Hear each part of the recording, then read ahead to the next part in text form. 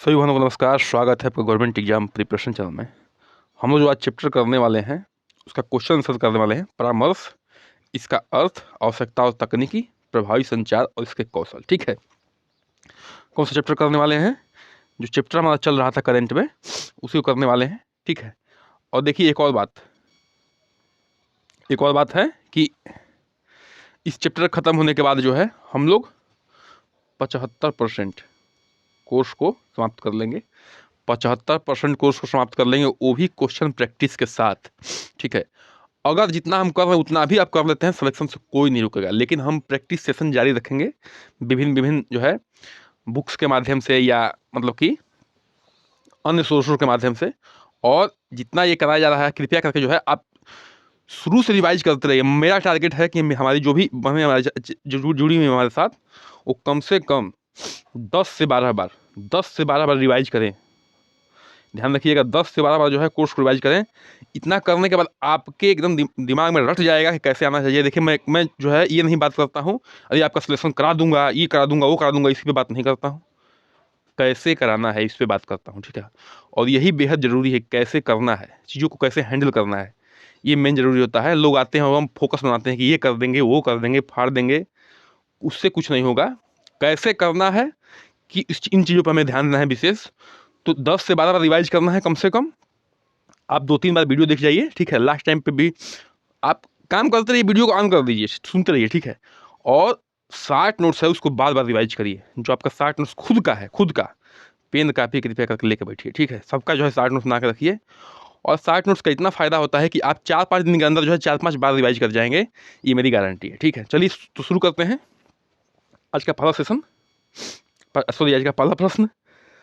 परामर्श का शाब्दिक अर्थ होता है सलाह देना, सलाह लेना या परामर्श लेना, या प्रशिक्षण देना, या उपयुक्त में से सभी। तो परामर्श का शाब्दिक अर्थ क्या होता है? सलाह लेना या परामर्श लेना। ठीक है, तो परामर्श का शाब्दिक अर्थ होता है सलाह लेना या परामर्श लेना। ठीक है, अब देखिए इसमें ऐसा चीज़ दिया हुआ है कि आप कंफ्यूज जाएंगे, तो इस पर आप ध्यान रखिएगा कि परामर्श का जो शाब्दिक अर्थ होता है वो होता है कि सलाह लेना या परामर्श लेना। इसका उत्तर हो जाएगा बी। आगे बढ़ते हैं।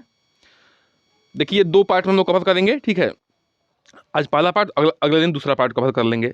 और इसी के साथ जो है ये 75% कोर्स हमारा समाप्त हो जाएंगे। बस 5 चैप्टर बचेंगे, घबराने की जरूरत नहीं है, धीरे धीरे सब खत्म हो जाएगा। आप पिछला रिवाइज करते रहिए, ये नहीं कि आगे के चक्कर में आप पिछला सब भूल जाइए। ठीक है, बेहद जरूरी है, इस पर ध्यान रखिएगा। चलिए आगे बढ़ते हैं। परामर्श में कम से कम कितने व्यक्ति की लिप्तता आवश्यकता है? ठीक है, परामर्श में कम से कम कितने व्यक्ति होने चाहिए? 4, 3, 6 या 2? तो इसका उत्तर हो जाएगा डी, यानी कि कम से कम जो है 2 व्यक्ति होने चाहिए, एक परामर्शदाता और एक परामर्श प्रार्थी। ये क्या होता है? परामर्श दाता होता है देने वाला, और एक होता है परामर्श प्रार्थी। ठीक है, ये परामर्श प्रार्थी होता है। दो लोग होते हैं, हम लोग पढ़ चुके हैं इसको। कम से कम 2 लोग होते हैं, होने को तो बहुत हो सकते हैं, लेकिन कम से कम की बात हो रही है, ध्यान रखिएगा। तो देखिए परामर्श में कम से कम जो है 2 व्यक्तियों की लिप्तता आवश्यकता होती है, जिसमें एक परामर्श और दूसरा जो है परामर्शदाता और दूसरा परामर्श प्राप्त करने वाला, या परामर्शदाता या दूसरा परामर्श प्राप्त करने वाला व्यक्ति होता है। आगे बढ़ते हैं। एक परामर्शदाता होता है, एक परामर्श प्रार्थी होता है, मतलब कि परामर्श देने वाला, एक परामर्श लेने वाला।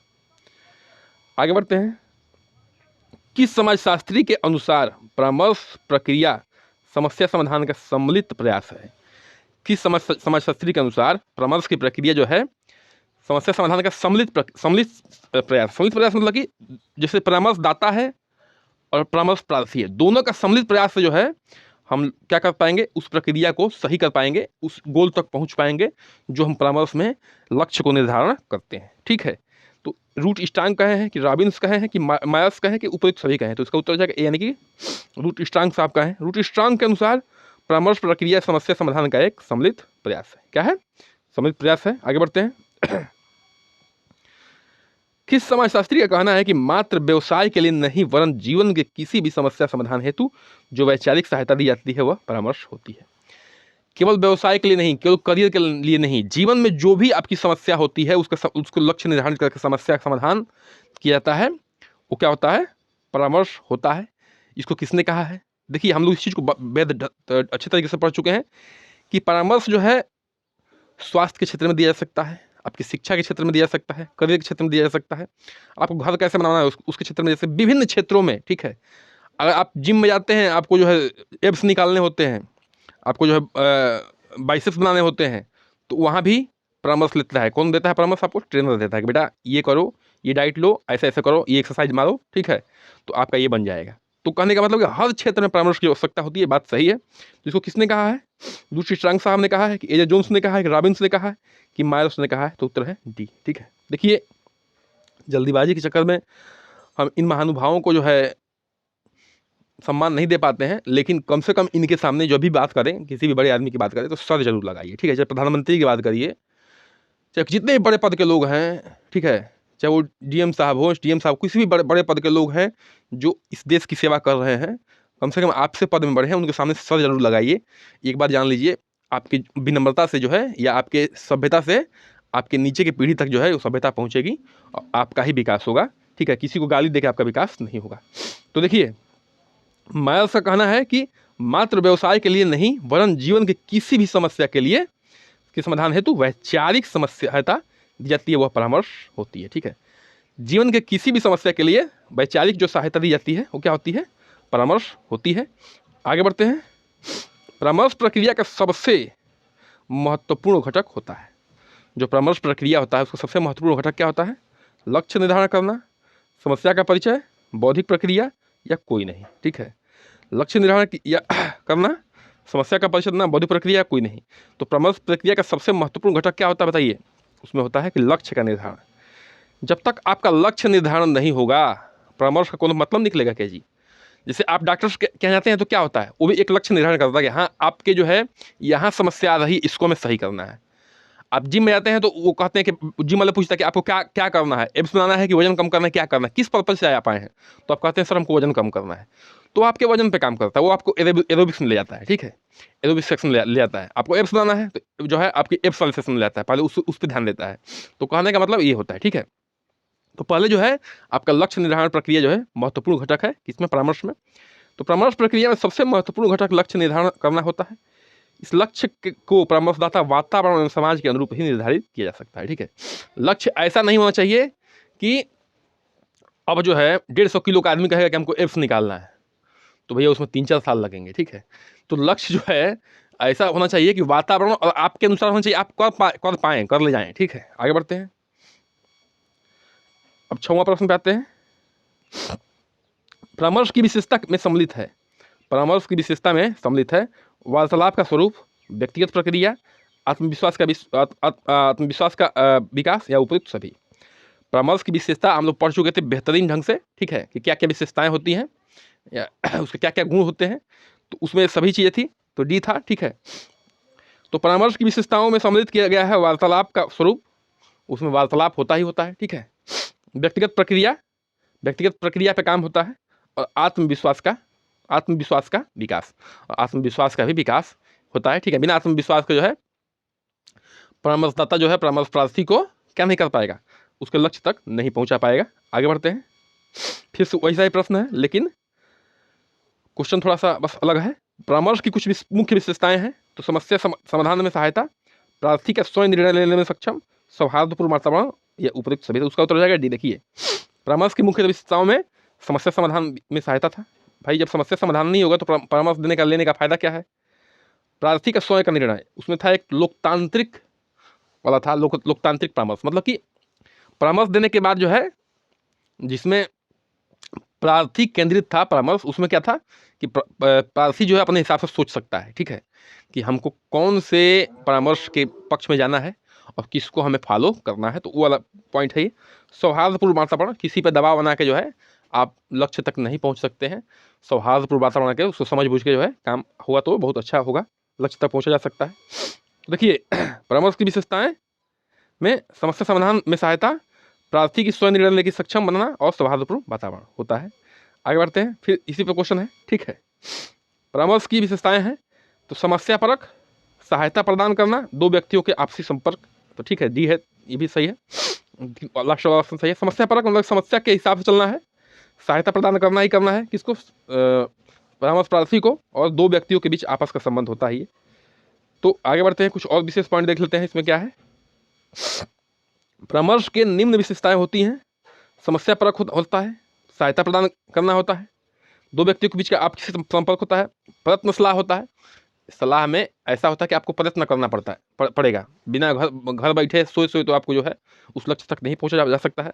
निर्देशीय प्रक्रिया होता है, निर्देशन मिलता है कि आपको ये करना है, ठीक है। आत्मनिर्भरता होती है, जब तक जो है प्रार्थी आत्मनिर्भर नहीं बनेगा कि हम हाँ ये चीज़ें हम कर लेंगे, उसके अंदर अपना आत्मविश्वास नहीं होगा, वो नहीं कर पाएगा, ठीक है। परामर्श का मूल परस्पर विश्वास, और दोनों का विश्वास होना चाहिए कि हाँ हम इसको सुधार लेंगे। परामर्शदाता का होना चाहिए और परामर्श प्रार्थी का होना चाहिए कि जो भी हमको सलाह मिल रहा है वो क्या मिल रहा है, बिल्कुल सही मिल रहा है।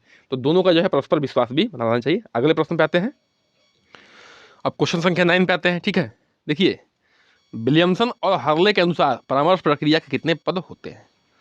विलियमसन और हर्ले के अनुसार परामर्श प्रक्रिया के कितने पद होते हैं, ठीक है, कितने चरण होते हैं उस पर ध्यान देना है। तो 4 होते हैं, 5 होते हैं, 3 होते हैं और 6 होते हैं। तो उत्तर हो जाएगा डी, यानी कि 6 होते हैं। तो देखिए, विलियमसन और हर्ले के अनुसार परामर्श प्रक्रिया के 6 पद होते हैं जो निम्न है। 6 पद होते हैं, वो निम्न है, क्या है, विश्लेषण, संश्लेषण, निदान, पूर्व अनुमान, परामर्श और अनुवर्तनीय, ठीक है। ये 6 पदों के बारे में हम लोग बहुत बढ़िया से पढ़ चुके हैं, जाके लेक्चर्स में आप लोग देख सकते हैं। इतना एक्सप्लेन नहीं हो पाएगा यहाँ पे, ठीक है। लेक्चर्स इसलिए बनाया जाता है कि बढ़िया से एक्सप्लेन किया जाए उसको। क्वेश्चन 10 पे आते हैं, निम्न में से कौन सा परामर्श प्रक्रिया के पद हैं। परामर्श प्रक्रिया के पद कौन कौन से हैं। तो निदान था, परामर्श था, विश्लेषण था, उपयुक्त सभी। तो उत्तर हो जाएगा डी, यानी कि अभी ऊपर पढ़ चुके हैं, ठीक है। तो ऐसे पदों को, ऐसे चरणों को आप याद कर लीजिएगा, क्योंकि ये एक ही जो है चरण, और मतलब आपको पढ़ाया जा चुका है और डायरेक्ट क्वेश्चन पूछता है ऐसा, ठीक है। जैसे आपने हिंदी में दिया होगा क्या है, विशेषण, विशेषण कितने प्रकार होते हैं, संज्ञा कितने प्रकार होते हैं, डायरेक्ट क्वेश्चन बनता है।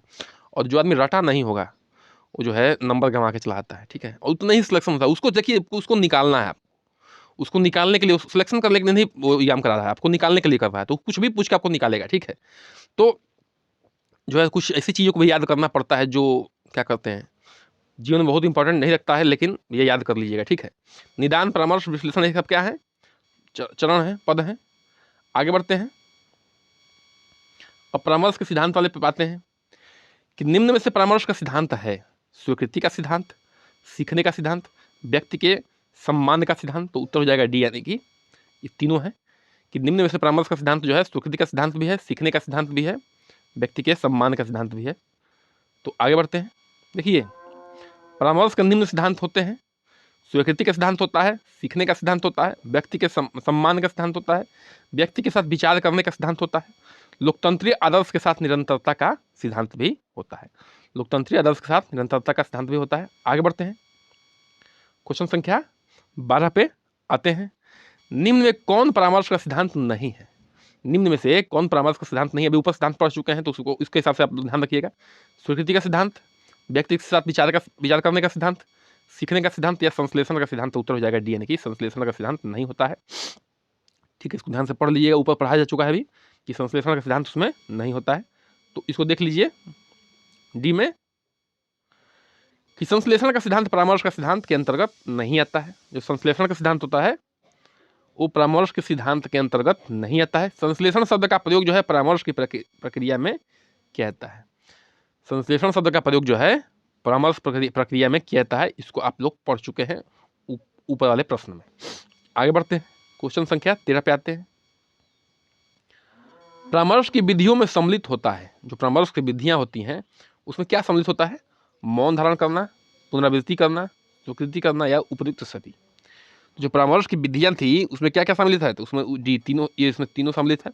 तो परामर्श की विधियां में जो है मौन धारण भी है, स्वीकृति के साथ जो है पुनरावृत्ति करना है, आदि भी विधियां शामिल की जाती हैं। आगे बढ़ते हैं, क्वेश्चन संख्या 14 पे आते हैं। कार्य व समस्याओं के क्षेत्र के आधार पर भारत में निर्देशन के मुख्यतः कितने प्रकार में बांटा गया है। इसको बेहद अच्छे ढंग से पढ़ाया गया आपको कि कार्य व समस्याओं के क्षेत्र के आधार पर, ठीक है, भारत में निर्देशन के मुख्यतः कितने प्रकार बांटा गया है। तो उसमें 2 है कि 4 है कि 5 है कि 3 है। तो उसको उत्तर हो जाएगा डी, यानी कि 3 प्रकार में। देखिए, कार्य व समस्याओं के क्षेत्र के आधार पर भारत में निर्देशन के 3 प्रकार में बांटा गया है, शैक्षिक निर्देशन, व्यावसायिक निर्देशन और व्यक्तिगत निर्देशन, ठीक है। शैक्षिक निर्देशन में, व्यावसायिक निर्देशन में और व्यक्तिगत निर्देशन में बांटा गया है। देखिए 15वें प्रश्न में पाते हैं कि निर्देशन विधि के आधार पर निर्देशन के कितने भागों में बांटा गया है। निर्देशन विधि की बात हो रही है। देखिए सब किसके आधार पर बांटा गया उसको ध्यान रखना है आपको। तो निर्देशन विधि के आधार पर जो है कितने भागों में बांटा गया, 2 भागों में, 3 भागों में, 5 भागों में, 4 भागों में। तो उत्तर हो जाएगा 2 भागों में। तो निर्देशन विधि के आधार पर जो है निर्देशन के 2 भागों में बांटा गया है, व्यक्तिगत निर्देशन और सामूहिक निर्देशन। मतलब व्यक्ति मतलब एक व्यक्ति को, और सामूहिक मतलब कि एक समूह को निर्देशन देना। ठीक है, आगे बढ़ते हैं। अब आते हैं परामर्श के कितने प्रकार होते हैं। परामर्श के कितने प्रकार होते हैं बताया जा चुका है आपको। 2 प्रकार होते हैं, 4 प्रकार होते हैं, 3 या 5। ठीक है, तो बताइए परामर्श कितने प्रकार होते हैं। उत्तर हो जाएगा सी, यानी कि 3 प्रकार होते हैं।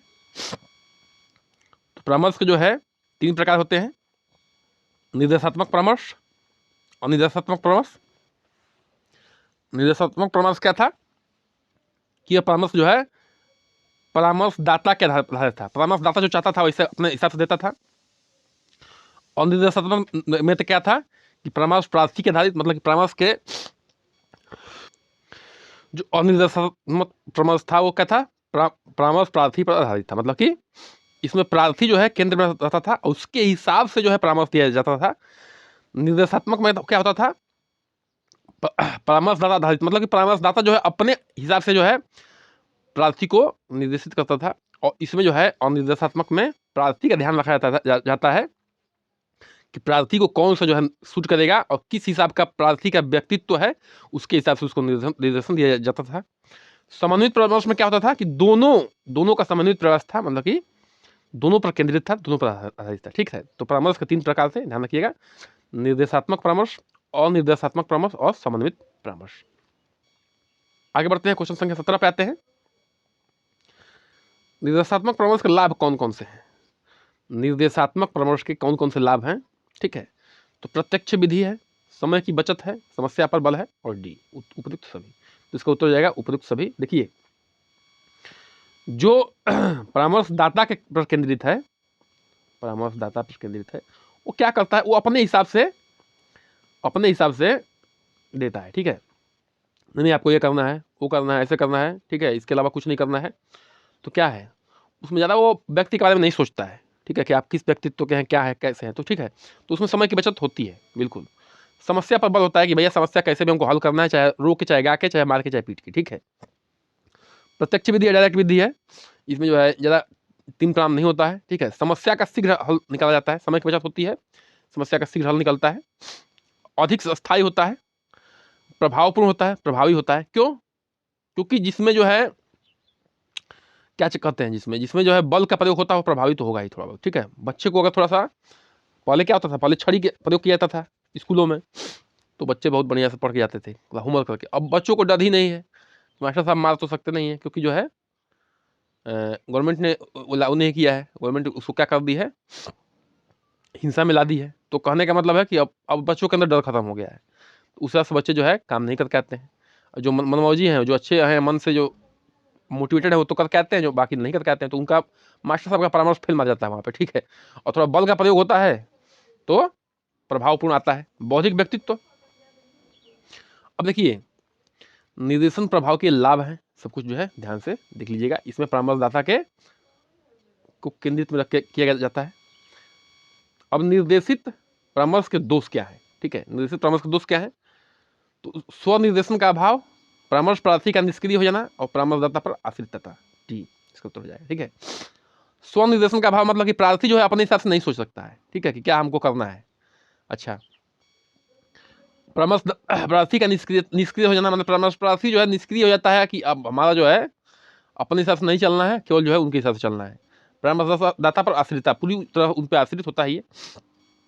तो देखिए निर्देशित परामर्श के निम्न दोष हैं, स्वनिर्देशन का अभाव, परामर्शदाता का आश्रितता, व्यवहारिक पद का अवहेलना, परामर्शदाता द्वारा पक्षपात और परामर्श प्रार्थी की स्वतंत्रता नहीं। तो सब कुछ जो है डिटेल में इसको बताया जा चुका है। थोड़ा सा आप जो है पढ़ के उसको समझेंगे तो आसानी से सॉरी कर सकते हैं। आगे बढ़ते हैं, क्वेश्चन संख्या 19 पे आते हैं। अनिर्देशित परामर्श के कौन कौन से लाभ हैं बताइए। तो परामर्श प्रार्थी का आत्मज्ञान का विकसित, बिल्कुल इसमें परामर्श प्रार्थी जो है अपने हिसाब से सोच सकता है कि हाँ हमारे लिए परामर्श सही है कि नहीं। उसका विश्लेषण कर सकता है। स्ववर्णन का अवसर, खुद के जो है स्व मतलब खुद के जो है अपने आप को वर्णन करने का, अपने आप को जो है आकलन करने का इसमें अवसर मिलता है। समस्या समाधान की योग्यता विकसित, समस्या समाधान की योग्यता होती है उसको विकसित किया जाता है। तो उपयुक्त जो है डी सही हो जाएगा, तीनों सही हो जाएगा। अनिर्देशित परामर्श के लाभ निम्न है। इसमें क्या होता है, प्रार्थी क्या होता है, केंद्र में होता है, प्रार्थी के हिसाब से सब कुछ होता है, ठीक है। प्रार्थी के हिसाब से जो भी निर्देश मिलता है वो मिलता है। तो समायोजन में सहायता होता है, स्ववर्णन की आवश्यकता होती है, परामर्श प्रार्थी स्वयं जिम्मेदार होता है, इसमें परामर्श प्रार्थी जो है स्वयं जिम्मेदार होता है। समायोजन में सहायक होता है, समायोजन मतलब कि वातावरण समायोजित होने में, परामर्श दाता समायोजित होने में, स्ववर्णन मतलब कि खुद का आकलन करने में परामर्श प्रार्थी जो है स्वयं जिम्मेदार होता है, इसमें क्योंकि उसको सोचने का मौका मिलता है। समस्या समाधान की योग्यता विकसित करना, जो समस्या समाधान की योग्यता होती है उसको विकसित किया जाता है। और परामर्श प्रार्थी का आत्मज्ञान विकसित होता है क्योंकि सोचने का मौका मिलता है। आगे बढ़ते हैं, अनिर्देशित परामर्श के दोष क्या हैं बताइए। तो परामर्शदाता निष्क्रिय रहता है, अधिक समय पर लगना, व्यक्तिगत संपर्क का अभाव और उपयुक्त सभी। इसका उत्तर हो जाएगा डी, यानी कि उपयुक्त सभी हो जाएगा। परामर्शदाता जो है निष्क्रिय रहता है इसमें, जो परामर्श देने वाला होता है, ठीक है। अधिक समय लगेगा, क्यों, क्योंकि परामर्श प्रार्थी है उतना तो अनुभवी है नहीं, तो अपने हिसाब से सोचता है, स्वतंत्र हो जाता है, तो समय अधिक लगता है। व्यक्तिगत संपर्क का अभाव, ठीक है। आगे बढ़ते हैं, इसका दोष देख लेते हैं। अनिर्देशित परामर्श का निम्न दोष है, अधिक समय का लगना, परामर्शदाता का निष्क्रिय होना, व्यक्तिगत संपर्क का अभाव, परामर्श प्रार्थी केंद्रित होता है, ठीक है। तो ये सब कुछ आपको बताया जा चुका है, इसको ध्यान में रखिएगा, ठीक है। कि इसमें अधिक समय लगेगा क्योंकि जो है उसको स्ववर्णन करना लगता है, सोचने लगता है कि हमको क्या करना चाहिए क्या नहीं करना चाहिए, इसमें समय लगता है। परामर्शदाता निष्क्रिय रहता है, इसमें एक्टिव कौन रहता है, प्रार्थी रहता है, क्योंकि प्रार्थी जो है केंद्रित होता है। ये व्यक्तिगत संपर्क का अभाव होता है, ठीक है, व्यक्तिगत संपर्क का अभाव होता है। और परामर्श प्रार्थी जो है केंद्रित होता है। ये तो इसका वाला उसूल था। तो ये आज का अंतिम प्रश्न। कृपया करिए चैनल को सब्सक्राइब, लाइक, शेयर, बने रहिए हमारे साथ। नमस्कार, जय हिंद।